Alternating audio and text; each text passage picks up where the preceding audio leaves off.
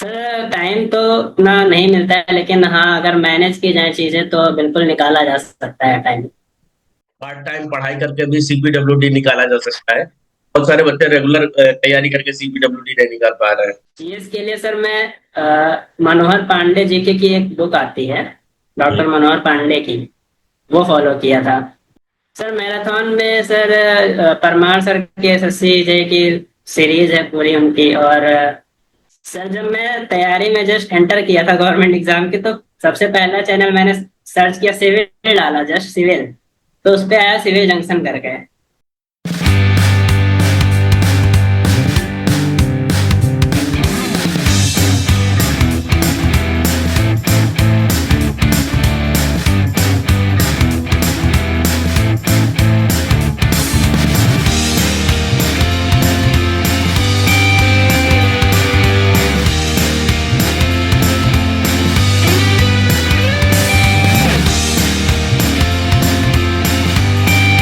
To my YouTube channel Nino Gupta official official YouTube channel पे आप सभी का स्वागत है। लास्ट इंटरव्यू हमने किया था सीडब्ल्यूसी का, उसके पहले हमने एमईएस और बीआरओ का इंटरव्यू कर लिया था। उसी सीरीज में आज सबसे टॉप का डिपार्टमेंट जो होता है सीपीडब्ल्यूडी, उसके लिए हम गेस्ट बुलाए हैं लखनऊ उत्तर प्रदेश से शिवम जी को। तो बहुत बहुत स्वागत है शिवम जी आपका।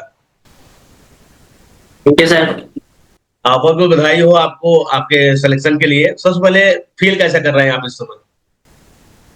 सर अच्छा फील कर रहा हूँ अभी तो। ठीक है, जो बच्चे अभी देख रहे हैं उनको बताइए आप जो बैकग्राउंड है, आप कहाँ से बिलोंग करते हैं, पढ़ाई लिखाई आपने कहाँ से की? तो सर मैं प्रॉपर लखनऊ से हूँ, यूपी में। और मैंने अपना जो ग्रेजुएशन है बीटेक किया है मैंने सिविल इंजीनियरिंग से। और मैंने लखनऊ में यूनिवर्सिटी है शकुंतला मिश्रा यूनिवर्सिटी करके, तो वहीं से मैंने अपना बीटेक किया है।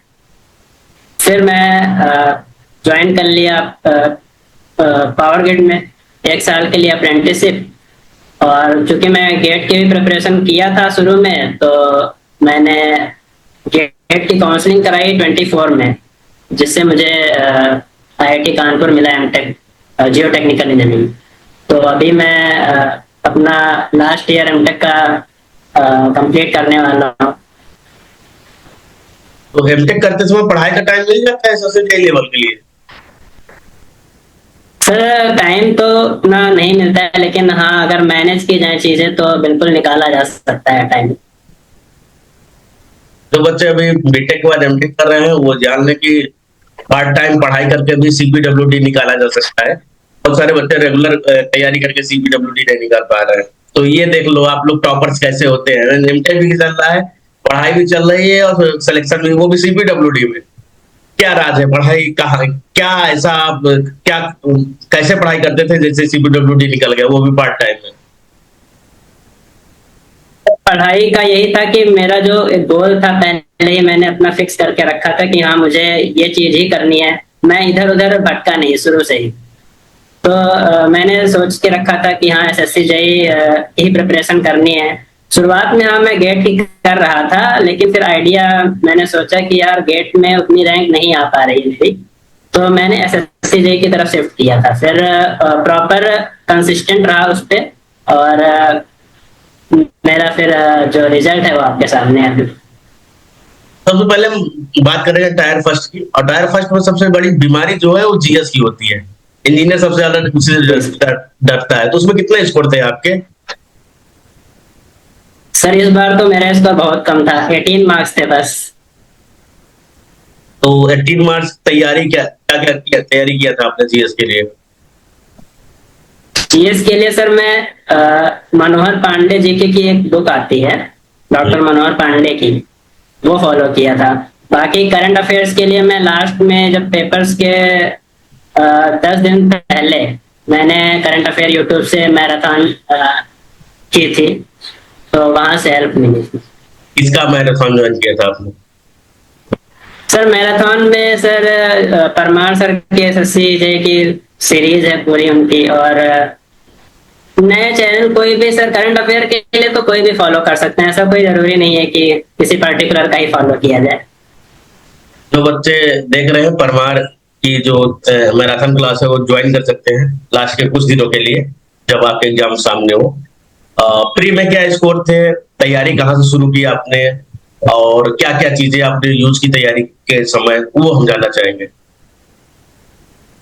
सर प्री में मेरे मार्क्स थे 130। और मैंने प्रिपरेशन सर मैं पहले से ही कर रहा था, क्योंकि ये मेरा फर्स्ट अटेम्प्ट नहीं था, मेरा ये थर्ड अटेम्प्ट था। तो मैं प्रिपरेशन शुरुआत से ही कर रहा था। शुरुआत में मैं जसपाल सर को शुरू से ही मैंने फॉलो किया है, उनके यूट्यूब चैनल्स को। और उनके सर अनअकैडमी पे पहले पढ़ाते थे, तो वहां से मैं उनके फ्री के जो लेक्चर्स थे वो फॉलो किए हैं। और ऑलमोस्ट सारे सब्जेक्ट मैंने जसपाल सर से ही किए। इसीलिए तो उन्हें जसपाल सर एक ऐसे टीचर हैं जो सारे सब्जेक्ट पढ़ा सकते हैं, अब बहुत बेहतरीन तरीके से पढ़ा सकते हैं। Yes sir, yes sir. तो तैयारी के समय रिवीजन सबसे ज्यादा इंपॉर्टेंट सब्जेक्ट होता है।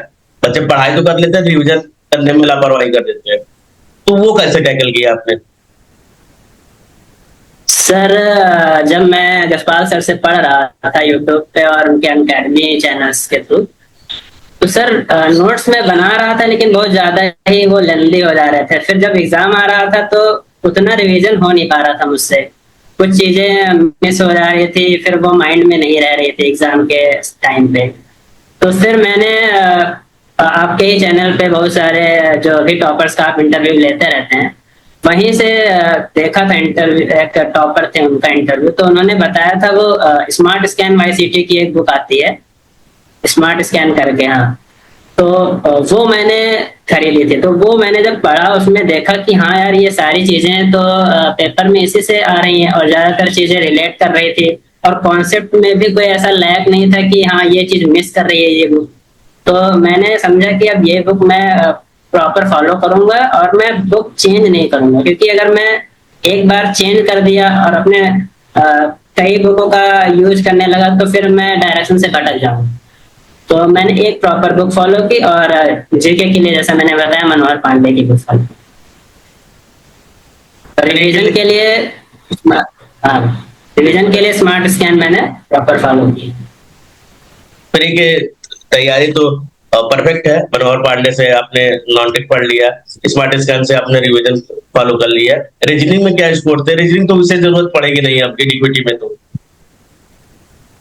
रीजनिंग का स्कोर इस बार कम था, मतलब 40 के अराउंड था मेरा रीजनिंग का स्कोर। और रीजनिंग के लिए मैंने सर टेक्स्ट बुक में प्रीवियस ईयर के बहुत सारे रीजनिंग के दिए रहते हैं, वो फॉलो किए थे। और जितना मैंने मतलब CGL के हो, प्रीवियस ईयर हो, या CHSL के हो, यही सब मैंने लगाए थे। ऐसा कोई नया टेस्ट नहीं दिया था, प्रीवियस ईयर ही फॉलो किए। हम आते हैं मेंस की तैयारी के समय। जब आपको पता चला मेरा प्री निकल गया, तो तब से लेकर मेंस के एग्जाम देने तक की क्या स्ट्रेटजी अपनाई आपने। तब जब मुझे पता चला कि हाँ अब प्री हो जाएगा, मतलब मार्क्स जो मैं पहले से ही देख चुका था, आंसर की आई थी उसके बाद, तो मैं मेंस के तैयारी के लिए मतलब लग गया था। और यही सोचा था कि अब तो सिर्फ एक ही टेक्निकल ही पढ़ना है, अब मुझे ना जीके पढ़ना है ना रीजनिंग पढ़ना है, तो टेक्निकल ही पढ़ना है। टेक्निकल के लिए जो मैंने जिससे रिवीजन किया था, मैंने और कोई बुक उठाई नहीं, बस एक ही बुक उठाई, क्योंकि टाइम उतना था नहीं कुछ नया पढ़ने के लिए मेरे पास, कि नया कुछ देखें, ऐसा कोई टाइम नहीं था मेरे पास। तो मैंने प्रॉपर उसी बुक को कई बार रिवीजन किया, और उसके बाद फिर उसका फायदा मुझे हुआ। तैयारी के दौरान टेस्ट सीरीज वगैरह भी कुछ फॉलो किया आपने। हाँ सर, मैंने 2 टेस्ट सीरीज फॉलो की थी, एक टेक्स्ट बुक की और एक सिविल की गोली करके आती है, तो वो मैंने फॉलो किया था। तो कैसी है टेस्ट सीरीज दोनों की, कितना टेस्ट लगभग दोनों में दिया होगा आपने। सर टेक्स्ट बुक की जो मैंने पहले टेक्स्ट बुक मैंने फुल लेंथ लगाना शुरू किया CBT 2 का, तो मैंने वो SSC जे प्री के ही एग्जाम के पहले ही मैंने वो खत्म कर लिए थे। मतलब मेंस की फुल लेंथ मैंने SSC के प्री के पहले ही खत्म कर लिए। और जब दोबारा, क्योंकि वो खत्म हो चुके थे मेरे टेक्स्ट बुक के सारे टेस्ट फुल लेंथ, तब मैंने सिविल की गोली को फॉलो किया, और उसमें भी मैंने सिर्फ फुल लेंथ टेस्ट लगाया। और मैंने ये देखा कि सर मतलब उसका फायदा ये हुआ कि बहुत सारा टेस्ट लगाने से ये हुआ कि मेरा जो अंदर का वो था कि हाँ मतलब कैसा वहां पे मेंस का एनवायरनमेंट कैसा रहेगा हॉल में जाके एग्जाम हॉल में, वो वहां पे मुझे फायदा हुआ। डर जो मेंस के ज्यादा टेस्ट एग्जामिनेशन देने, का डर होता है वो निकल गया आपके मन से। हाँ यस सर, ये फायदा हुआ ज्यादा टेस्ट देने से, ज्यादा फुल लेंथ टेस्ट देने से। तो स्कोर जो फाइनल मार्क्स आपके बने और जो टेस्ट सीरीज में आते थे उसमें कितना अंतर आया आया फिर? सर ऑलमोस्ट सेम ही था मेरा, मतलब जैसे मेरा हाईएस्ट बनता था 300 में 230 240 ऐसे जाता था। और इस बार एग्जाम का लेवल भी सबको पता है कैसा था, न्यूमेरिकल्स ज्यादा रखे गए थे, तो इसी के अराउंड मेरे 203 मार्क्स बनने थे आंसर की आने के। फाइनल तो अभी अभी एमटीए कितना हुआ है वो सब चीजें तो बाद में पता चलेंगे। हाँ वो उसका अभी आइडिया नहीं है मुझे। नए वाले बच्चों को क्या सलाह देंगे कि तैयारी के समय क्या लापरवाही नहीं करनी चाहिए, क्या नहीं करना चाहिए? सर सबसे पहले तो यही है कि आपको गोल अपना फिक्स करना पड़ेगा। लड़के सर कई एग्जाम में तैयारी में लग जाते हैं, कोई भी एग्जाम आ रहा है टेक्निकल से रिलेटेड वो उसी में ही लग जाएंगे। मेन फोकस आपको जो है किसी एक एग्जाम पे करके उसको टारगेट करना चाहिए। तो अगर एक एग्जाम को टारगेट करेंगे और उसी को प्रॉपर पढ़ेंगे तो बिल्कुल निकल जाएगा। तैयारी के दौरान स्ट्रगल सबसे बड़ा क्या रहता है? स्ट्रगल सर यही रहता है कि अ, जैसे कि फोन ज्यादा यूज करते हैं लोग, इंस्टाग्राम का आजकल जो चल रहा है, रील्स स्क्रॉल कर रहे हैं। तो यही है कि अगर आपका गोल फिक्स है, आपको पता है ये सारे इनसे ड्रॉबैक्स हो सकते हैं, आपको नुकसान हो सकता है आपके रिजल्ट्स में, तो बिल्कुल इंस्टाग्राम आप हटा दीजिए। या अगर आप मैनेज कर पा रहे हैं तो बिल्कुल मैनेज करिए।